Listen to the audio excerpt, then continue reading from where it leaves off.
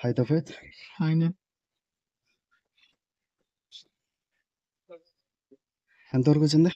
Left side judgement అని చెప్పాను, అర్థమైందా? అర్థమైంది. ఇప్పుడు దాకా ఖాళీ రోడ్లో మనం ప్రాక్టీస్ చేసాం. రేపు హైవేలోకి వెళ్తాం. హైవేలోకి వెళ్ళడానికి కంపల్సరీ 5 కంట్రోల్స్ తెలియాలి, లెఫ్ట్ సైడ్ జడ్జ్మెంట్ తెలియాలి, అలాగే క్లచ్ మూవింగ్ కూడా తెలియాలి. ఏ టైంలో ఎలా క్లచ్ వదలాలి, ఆ ట్రాఫిక్కి సంబంధించి అక్కడ ఏ clutch moving, biting point, half clutch, full clutch, 3 steps ఉంటాయి క్లచ్ మూవింగ్లో. అక్కడ అవసరాన్ని బట్టి, ఆ ట్రాఫిక్ని బట్టి మనం ఏది వాడాలి అనేది నీకు ఫుల్ఫిల్గా తెలిస్తే రేపు ట్రాఫిక్లో ట్రై చేద్దాం. ఓకే, లెఫ్ట్ సైడ్ జడ్జ్మెంట్ అర్థమైందా? అర్థమైంది. 5 కంట్రోల్స్ కూడా హ్యాండిల్ చేయగలవు కదా? సరే. లెఫ్ట్ సైడ్ వెహికల్ని నువ్వు సెంటర్ పాయింట్ నుంచి క్రాస్ చేయగలవు కదా? కన్ఫర్మా? రైట్. అదేవిధంగా ఈరోజు క్లచ్ మూవింగ్ చెప్తాను, ఇది కూడా నీకు ఫుల్ఫిల్గా అర్థమైందని అనిపిస్తే రేపటి నుంచి హైవేలో ప్రాక్టీస్ ట్రాఫిక్లో ఉంటుంది. ఓకేనా? క్లచ్ని ఒకసారి అబ్జర్వ్ చెయ్యి.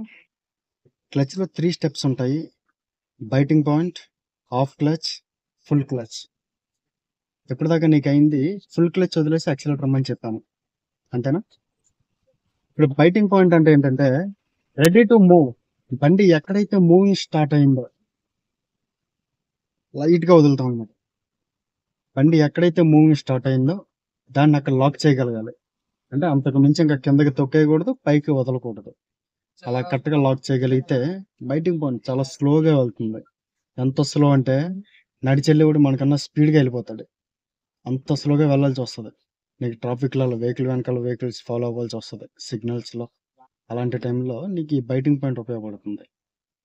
అలాగే సెకండ్ వన్ హాఫ్ క్లచ్. మరి కొంచెం పైకి లేపితే హాఫ్ క్లచ్ చిన్న స్పీడ్ అందుకుంటుంది. ఈ హాఫ్ క్లచ్ మనకి ఎక్కువ అప్ అండ్ డౌన్స్లో కూడా బాగా ఉపయోగపడుతుంది. ట్రాఫిక్ అంతా క్లియర్ అయింది, పర్వాలేదు, నేను యాక్సిలరేటర్ ఇవ్వడానికి రెడీగా ఉన్నాను అనుకునేటప్పుడు ఫుల్ క్లచ్ వదిలేసి యాక్సిలరేటర్ ఇచ్చుకుంటాం. అర్థమవుతుంది? ఫస్ట్ ఈ బైటింగ్ పాయింట్ ఎలా ఉంటుందో ట్రై చేయి. క్లచ్ మూసి ఫస్ట్ గేర్ వేసి కరెక్ట్గా బండి మూవింగ్ అబ్జర్వ్ చెయ్యి. బండి ఎక్కడైతే మూవింగ్ స్టార్ట్ అయిందో దాన్ని బైటింగ్ పాయింట్ అంటాం. మూవింగ్ స్టార్ట్ అయింది, అవునా? ఆ క్లచ్ని ఇంకా అలా లాక్ చేసేయాలి. ఇంకా అంతకుమించి పైకి వదలకూడదు, కిందకి దించకూడదు. నువ్వు అంతకన్నా పైకి వదిలితే అది ఆఫ్ క్లచ్లోకి వెళ్ళిపోద్ది, అవునా? చూడు, లైట్గా పైకి వచ్చేస్తుంది, బండి స్పీడ్ అయింది. అది ఈస్ట్లో అనమాట. ఇది బైటింగ్ పాయింట్. నీకు వెహికల్ సిగ్నల్స్లో బాగా నీకు ఎక్కువగా వెహికల్ వెనకాల వెహికల్స్ వెళ్ళాల్సి వస్తుంది. లైట్గా ఒక్క స్టెప్ పైకి లేపు, జస్ట్ దట్స్ ఇట్.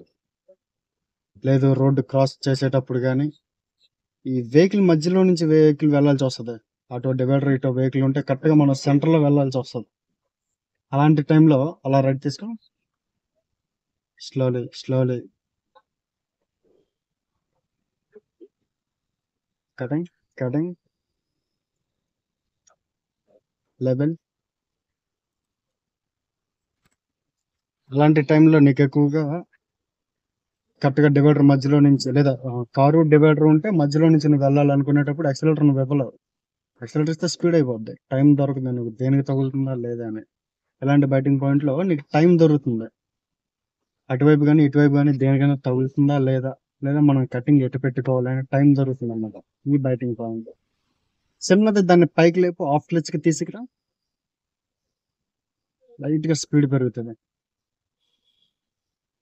అక్కడ ఉన్న సందర్భం బట్టి పర్వాలేదు, నేను కొంచెం స్పీడ్గా వెళ్ళాలనుకుంటున్నాను అనుకునేటప్పుడు ఈ ఆఫ్ క్లచ్ వాడతాం. లేదు నేను గేర్లు మార్చేసుకుంటాను అనుకుంటే ఫుల్ క్లచ్ వదిలేసి యాక్సిలరేటర్ ఇచ్చేవచ్చు, ఓకేనా? లేదు ఇదే బైటింగ్ పాయింట్ నేను మెయింటైన్ చేయాలనుకుంటున్నాను, ట్రాఫిక్కి కొంచెం ఇబ్బందిగా ఉంది అనుకునేటప్పుడు సెకండ్ గేర్లో బైటింగ్ పాయింట్ లాక్ చేయాలి.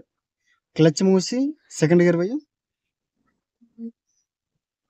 Slowly clutch release, biting point just moving అంతే. ఎక్కడైతే మూవింగ్ స్టార్ట్ అవుతుందో అందుకుంది ఆ క్లచ్ని అలా లాక్ చేయి, చిన్నది చాలు. అబ్జర్వ్ చేసావా? ఫస్ట్ గేర్ కన్నా సెకండ్ గేర్ కొంచెం స్పీడ్ అవుతుందా లేదా? అది దాన్ని మరికొంచెం ఆఫ్ క్లచ్కి తీసుకురా, దట్స్ ఇట్. ఇదే బైటింగ్ పాయింట్లో లేదా ఆఫ్ క్లచ్లో స్పీడ్ బ్రేకర్ లెక్కించవచ్చు, బ్రేక్ వాడకుండా, యాక్సిలరేటర్ వాడకుండా యూటర్న్స్ చేసేవచ్చు.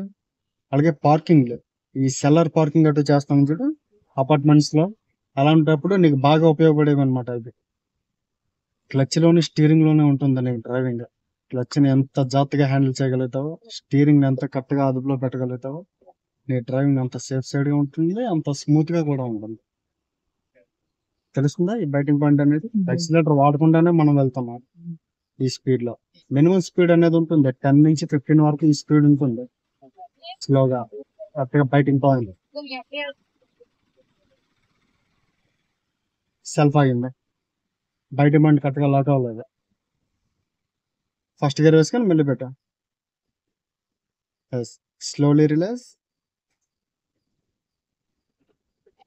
That's it. అలాగే సెకండ్ గేర్ వేస్తాం.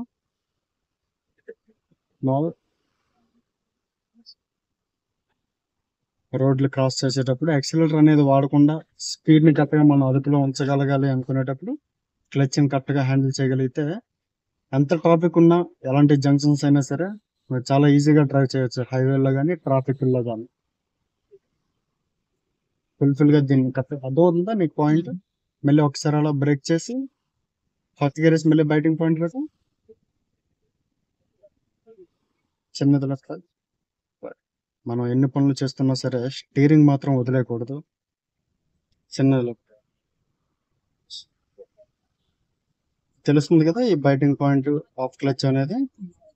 ఆ స్పీడ్ కరెక్ట్ గా ఆన్ ది స్పాట్ లో నీ డెసిషన్ తీసుకోగలగాలి. ఆ ట్రాఫిక్ లో ఎలా వాడదాం, క్లచ్ మీద వెళ్దామా, యాక్సిలరేటర్ మీద వెళ్దామా అనేది అక్కడికక్కడ నువ్వు డెసిషన్ తీసుకొని